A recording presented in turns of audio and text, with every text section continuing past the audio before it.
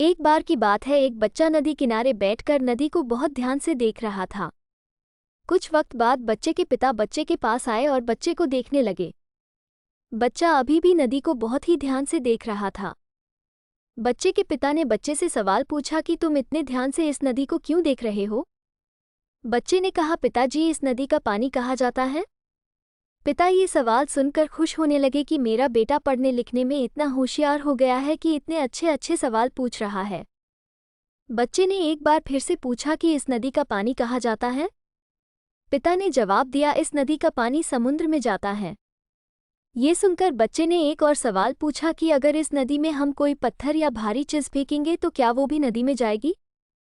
पिता ये सुनकर और भी ज्यादा खुश होता है कि मेरा बेटा तो बहुत ही समझदार हो गया है। बच्चे ने एक बार फिर से पूछाता है कि अगर इस नदी में हम कोई पत्थर या भारी चीज फेंकेंगे तो क्या वो भी नदी में जाएगी? पिता जवाब देते हैं कि अभी नदी के पानी का बहाव बहुत तेज, इसलिए इसमें डाली हुई कोई भी चीज बहुत ही जल्दी समुद्र में चली जाएगी। ये सुनकर बेटा बोलता है कि तब तो हमें समुद्र में जल्दी जाना होगा। पिता पूछते हैं, क्यों? तब बेटा जवाब देता है, क्योंकि हमारे घर की, आपकी गाड़ी की चाबी और आपके वॉलेट ये सब नदी में गिर गया है, तो अब तक तो वो सारा सामान समुद्र में पहुंच गया होगा, तब तो हमें समुद्र में जाना होगा।